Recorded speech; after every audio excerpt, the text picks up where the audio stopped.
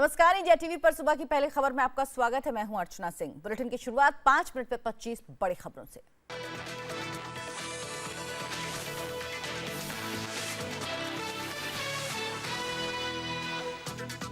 छत्तीसगढ़ के सुकमा नक्सली हमले के बाद आज रायपुर जाएंगे गृह मंत्री राजनाथ सिंह। शहीद जवानों को देंगे श्रद्धांजलि। गृह राज्य मंत्री हंसराज अहीर के साथ सुकमा के डीजी भी रायपुर पहुंचेंगे। गृह मंत्रालय के सूत्रों के मुताबिक नक्सली हमले को लेकर नहीं थी खुफिया जानकारी। राजनाथ ने हमले को बताया चुनौती, कहा किसी को बख्शा नहीं जाएगा। पीएम मोदी ने जवानों के शहीद होने पर दुख जताया, बोले बेकार नहीं जाएगी शहीदों की कुर्बानी। राष्ट्रपति सोनिया गांधी ने भी हमले पर जताया शोक। नक्सली हमले की जानकारी मिलते ही दिल्ली दौरा अधूरा छोड़कर रायपुर लौटे रमन सिंह। इमरजेंसी बैठक बुलाकर की हालत की समीक्षा। अस्पताल जाकर घायल जवानों का जाना हाल। छत्तीसगढ़ के सुकमा में बड़ा नक्सली हमला। सीआरपीएफ के 25 जवान शहीद, कई जख्मी। 300 से ज्यादा नक्सलियों ने घात लगाकर बरसाई गोलियां। सुकमा जिले के चिंता गुफा इलाके में सीआरपीएफ टीम को बनाया निशाना। जवानों के हथियार लेकर भागे नक्सली। रूट बना रही टीम की सुरक्षा में तैनात थे जवान। नक्सली हमले पर घायल जवान का बड़ा खुलासा, कहा लोकेशन पता लगाने के नक्सलियों ने पहले गांव वालों को भेजा। जवानों ने भी मुंहतोड़ जवाब देते हुए कई नक्सलियों को ढेर किया। मालेगांव ब्लास्ट में साध्वी प्रज्ञा और कर्नल पुरोहित की जमानत याचिका पर आज अहम सुनवाई। 2008 के केस में एनआईए कोर्ट ने दी थी क्लीन चिट। 8 साल से जेल में बंद हैं साध्वी प्रज्ञा। 1993 के मुंबई ब्लास्ट केस में हो सकती है सजा की तारीख तय। टाडा कोर्ट में होगी अहम सुनवाई। अबू सलेम और मुस्तफा दोसा समेत 7 लोगों पर ब्लास्ट कराने का आरोप। यूपी के बाद बंगाल में पार्टी की साख मजबूत करने में जुटे अमित शाह 3 दिन के दौरे पर पहुंचेंगे पश्चिम बंगाल। सिलीगुड़ी में भी कार्यकर्ताओं के साथ करेंगे मीटिंग। यूपी में योगी कैबिनेट की चौथी बैठक आज। कई बड़े फैसलों पर लग सकती है मुहर। शाम 5 बजे मीटिंग में मौजूद रहेंगे सरकार के सभी मंत्री। लखनऊ में बीजेपी आरएसएस की समन्वय बैठक। योगी सरकार के 1 महीने के कामकाज की होगी समीक्षा। अगले प्रदेश अध्यक्ष के नाम पर भी चर्चा। संघ नेता इंद्रेश कुमार का बड़ा बयान, कहा अयोध्या में ढांचे की जगह मुस्लिम नहीं चाहते मस्जिद। All India Muslim personal board को बताया गैर कानूनी संगठन। बीजेपी नेता कैलाश विजयवर्गीय का विवादित बयान, बोले पाकिस्तान की जीत पर जश्न मनाया तो कर देंगे बाहर। यूपी में यदि हमारे देश के मुसलमान पटाखा छोड़ेंगे तो हम बर्दाश्त नहीं करेंगे, हम लात मार के बाहर कर देंगे। आज सुप्रीम कोर्ट में गाय तस्करी पर अहम सुनवाई। बॉर्डर पर तस्करी रोकने के लिए की केंद्र सरकार ने की थी यूआईडी की सिफारिश। दिल्ली में प्रधानमंत्री और गृह मंत्री से मिली महबूबा मुफ्ती, बोली जम्मू कश्मीर में 3 महीने में सुधरेंगे हालात। पीएम अटल की नीतियों से घाटी में शांति आने की बात कही। श्रीनगर में स्कूल खुलते ही फिर हुआ पथराव। अलगाववादियों ने स्कूली छात्र छात्राओं को बरगलाया। कंधों पर स्कूल बैग टांगे। लड़कों ने सुरक्षा बलों पर बरसाए पत्थर। राजस्थान के बिट्स पिलानी में धमकी मिलने के बाद कश्मीरी स्कॉलर ने छोड़ी संस्था। हाशिम सोफी वापस कश्मीर लौटा। टी शर्ट पर लिखा गया था आपत्तिजनक शब्द। आतंकी हाफिज सईद पर फिर सामने आया पाकिस्तान का दोहरा चरित्र। मुशर्रफ ने कहा मुंबई हमले की साजिश में हाफिज सईद का हाथ नहीं। पाकिस्तान नहीं मानता हाफिज को आतंकी। यूपी के अलीगढ़ में एएमयू के छात्रों ने डॉक्टर्स पर किया हमला। कई जूनियर डॉक्टर्स को आई चोट। सीसीटीवी में कैद हुई तस्वीर। मुंबई में स्टंट के नाम पर जान से खिलवाड़। सांता क्रूज स्टेशन पर 10 के बच्चों के स्टंट का वीडियो हुआ वायरल। डिब्बे के बाहर लटकता दिख रहा है बच्चा। यूपी के बरेली में ट्रिपल तलाक के बाद पीड़िता ने लगाई सीएम से न्याय की गुहार। वहीं फर्रुखाबाद में आरोपी पति ने प्रेमिका के लिए पत्नी को बोला तलाक। छत्तीसगढ़ के रायगढ़ में रिटायर्ड पुलिसकर्मी के घर वन विभाग का छापा। कई जानवरों के सींग के साथ 6 बंदूकें जब्त की। मामला दर्ज कर कार्रवाई की बात। क्रिकेटर जहीर खान के चकदे गर्ल सागरिका घटगे के साथ की सगाई। ट्विटर पर शेयर की तस्वीर। क्रिकेट जगत की तमाम हस्तियों ने बधाई दी। आईपीएल में आज सनराइजर्स हैदराबाद से भिड़ेंगे रॉयल चैलेंजर्स बेंगलुरु। रात 8 बजे बेंगलुरु में खेला जाएगा मैच। वहीं कल खेले गए रोमांचक मुकाबले में पुणे ने मुंबई को 3 रनों से हराया।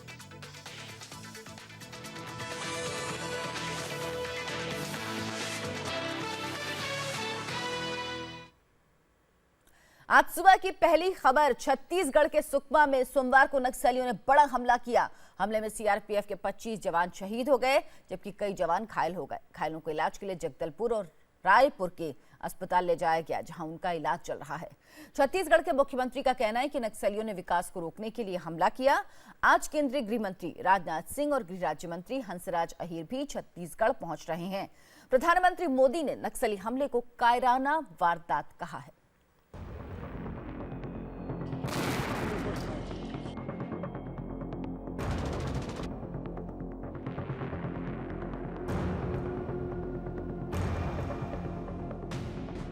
छत्तीसगढ़ का सुकमा जिला बुरकापाल गांव के नजदीक जंगल का इलाका सोमवार की दोपहर फायरिंग की आवाज से गूंज उठा। नक्सलियों ने एक रोड कंस्ट्रक्शन साइट पर सीआरपीएफ जवानों पर अचानक बड़ा हमला कर दिया। ऑटोमेटिक हथियारों से लैस 300 से ज्यादा नक्सलियों ने चिंता गुफा थाना क्षेत्र में सीआरपीएफ और जिला पुलिस की ज्वाइंट टीम पर अंधाधुंध फायरिंग की। हमले में 25 जवान शहीद हो गए हैं, जबकि 6 जवान जख्मी हैं, जिनमें 2 की हालत गंभीर है। जब वो दिखाई दिए नक्सली हमारे को, उन्होंने फायर किया, फर्स्ट हमारे ऊपर गोली मारा, फिर उनको जवाबी कार्रवाई हमने की, हमने भी बहुत मारे नक्सली। हम लोग पोजीशन लेके बैठे थे, उसके बाद अचानक फायर आया, तो फायर करने के बाद हम लोग फायर करने के बाद हम लोग भी खुद फायर करने लगे। नक्सलियों ने पूरी प्लानिंग के साथ सीआरपीएफ के जवानों पर हमले की साजिश को अंजाम दिया। हमले के वक्त सीआरपीएफ के जवान खाना खा रहे थे। नक्सलियों ने पहले गांव वालों को लोकेशन चेक करने के लिए भेजा। नक्सलियों के पास आधुनिक हथियार और मोर्टार भी थे। अलग अलग टुकड़ियों में अंधाधुंध फायरिंग शुरू कर दी। लगातार 500 राउंड फायरिंग की गई। ऑटोमेटिक हथियारों के साथ ग्रेनेड भी दागे। नक्सलियों के हमले में बड़ी तादाद में महिलाएं भी शामिल थीं। जवानों की जवाबी फायरिंग में 12 नक्सलियों के मारे जाने की खबर है। नक्सलियों ने पहले गांव वालों को भेजा हमारी लोकेशन चेक करने के लिए, तो गांव वालों के हाथ में हथियार नहीं, हम गोली कैसे मारे उनको। बाकी उनके बाद में नक्सलियों ने लगभग 300 स्ट्रेंथ थी नक्सलियों की, मिलिट्री दल की, ब्लैक यूनिफॉर्म में थे सभी। अभी 3 जवान जो हैं वो अभी नक्सली हमले में घायल होने के कारण यहाँ पे लाया गया बालाजी हॉस्पिटल में। तीनों की स्थिति अभी तो गंभीर है और 48 से 72 घंटे तक हम कुछ नहीं बोल सकते। करीब 4 घंटे तक चली इस मुठभेड़ में सीआरपीएफ के जवानों ने नक्सलियों का मुंहतोड़ जवाब दिया। इसके बाद नक्सली घने जंगल और पहाड़ियों की आड़ लेकर फरार हो गए। हमले के बाद से 7 जवान लापता हैं, जिनकी तलाश की जा रही है। सूत्रों के मुताबिक हमले को नक्सलियों की मिलिट्री बटालियन की कंपनी नंबर 1 ने अंजाम दिया। हमले का नेतृत्व नक्सली नेता सीटू ने किया। नक्सलियों के संदिग्ध हिडिमा ग्रुप को हमले का जिम्मेदार माना जा रहा है। बुरकापाल में जिस जगह को नक्सलियों ने हमले के लिए चुना था, उसके आसपास सुरक्षा बलों के कई कैंप्स हैं। यहां हर 5 किलोमीटर पर एक कैंप है। ऐसे में नक्सलियों ने चिंता गुफा थाने से महज 1.5 किलोमीटर दूर ही घात लगाया था। नक्सली हमले के बाद घायल जवानों से मिलने रायपुर के रामकृष्ण अस्पताल पहुंचे राज्य के मुख्यमंत्री रमन सिंह ने नक्सलियों से आखिरी लड़ाई का ऐलान कर दिया।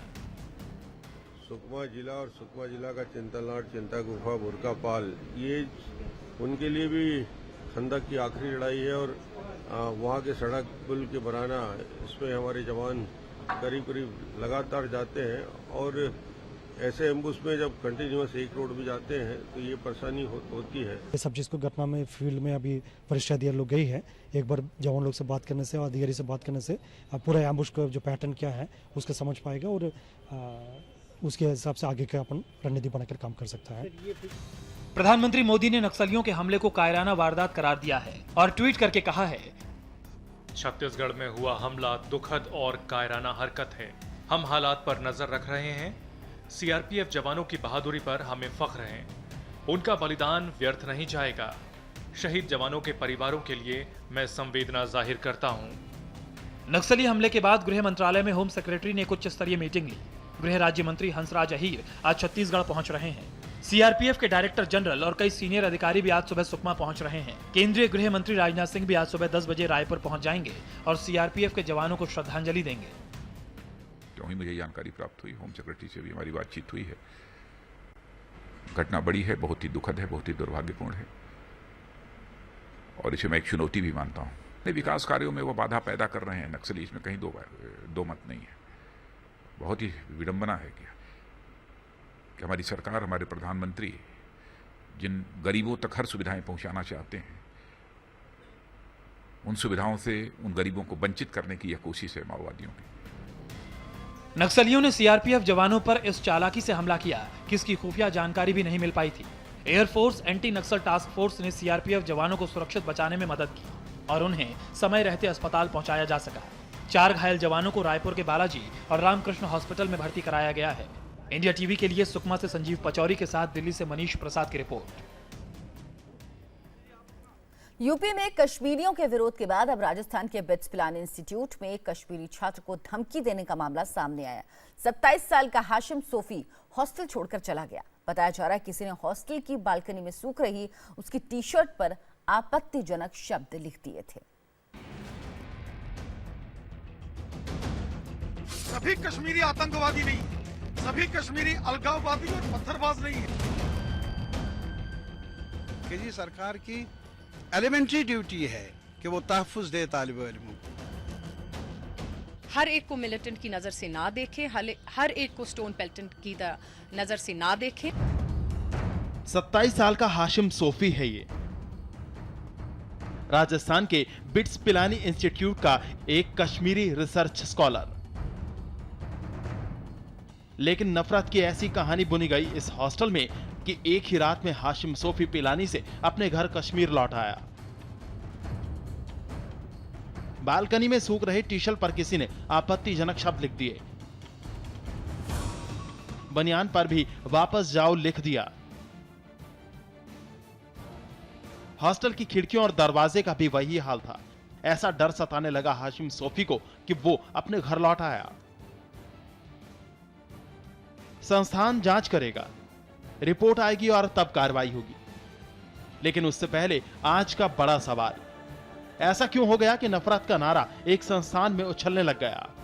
बीजेपी और पीडीपी को समझना चाहिए, अगर ये हमारे नौजवान हमारे पढ़े लिखे यूथ के साथ ऐसा बर्ताव करेंगे, ऐसे बिहेवियर करेंगे, तो मुझे लग रहा है कि ये जो इस वक्त जो अपराइजिंग बढ़ रही है उससे ज्यादा अपराइजिंग होने के चांसेस है। कश्मीर के अंदर अधिकतर लोग जो हैं भारतीय हैं, भारतीय लोकतंत्र की प्रक्रिया में भाग लेते हैं, उनके दिल में हिंदुस्तान है और जम्मू कश्मीर से लेकर कन्याकुमारी तक सारा भारत हमारा है। इस संस्थान में सैकड़ों छात्र कश्मीरी हैं, लेकिन ये पहला मामला है। तो कौन है वो जिसने एक सोची समझी चाल के तहत इसे फैलाया, कश्मीरी छात्रों को डराया? कुछ भी हो, लेकिन ये गंदी सियासत का सबसे घिनौना सच है। फिलहाल हाशिम सोफी से ना तो संस्थान का कोई संपर्क है, ना हम कर पाए। कश्मीर के बांदीपोरा का रहने वाला ये लड़का 21 अप्रैल को शिकायत करने के बाद से ही गायब है। अब तो फेसबुक अकाउंट भी डीएक्टिवेट है। कश्मीरी छात्रों के साथ, चाहे वो देश के किसी कोने में पढ़ते हों, उनको चिन्हित कर अगर टारगेट किया जाता है तो उसका मैं समझता हूँ एक बहुत नकारात्मक संदेश जाता है। और कोई कहीं पैदा हो, अगर भारत का नागरिक है तो कहीं भी पढ़ सकता है। सुरक्षा की जिम्मेदारी तो राज्य सरकार की है, इसीलिए कांग्रेस का सवाल भी जायज है, क्योंकि पिलानी अकेला संस्थान नहीं है। देश के कई राज्यों में कश्मीरी छात्रों का विरोध हो रहा है। मेवाड़ यूनिवर्सिटी के छात्रों को स्थानीय लोगों ने पीट दिया। मेरठ में कश्मीरियों को यूपी छोड़ने की धमकी दी गई। NH-58 पर कश्मीरियों के खिलाफ होर्डिंग्स लगवाए गए। हाशिम सोफी का हॉस्टल छोड़ जाना, पिलानी से पहले मेरठ में कश्मीरियों का विरोध करना, यह कुछ मुट्ठी भर लोगों का पक्ष नहीं है। हमारे आपके इस देश की सोच की परीक्षा भी है। कानून कहता है इस देश में हर नागरिक को सुरक्षा संविधान से मिला हुआ मौलिक अधिकार है, तो फिर ऐसा क्यों होता है? मुंबई के जोगेश्वरी फ्लाईओवर पर देर रात एक तेज रफ्तार कार हादसे का शिकार हो गई। इस हादसे में कार में सवार 3 लोग गंभीर रूप से जख्मी हो गए। हादसा इतना जबरदस्त था कि कार पूरी तरह से क्षतिग्रस्त हो गई और शीशे चकनाचूर हो गए।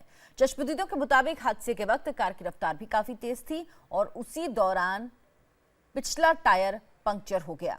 टायर पंक्चर होते ही कार डिसबैलेंस हो गई और डिवाइडर पर चढ़ गई। शक है कि कार का ड्राइवर नशे की हालत में था, इसलिए कार के पंक्चर होते ही उसे बैलेंस नहीं कर पाया। तो मुंबई के जोगेश्वरी फ्लाईओवर की घटना है, जहां देर रात एक कार हादसे का शिकार हो गई। कार में 3 लोग सवार थे जो गंभीर रूप से जख्मी हो गए हैं। यह हादसा इतना जबरदस्त था कि कार भी पूरी तरह से क्षतिग्रस्त हो गई है। चश्मदीदों के मुताबिक हादसे के वक्त कार की रफ्तार काफी तेज थी और उसी दौरान कार का टायर पंक्चर हो गया। कहा जा रहा है कि जो ड्राइवर था वो नशे में था, जिस वजह से वो कार पर बैलेंस नहीं बना पाया और ये कार हादसे का शिकार हो गई।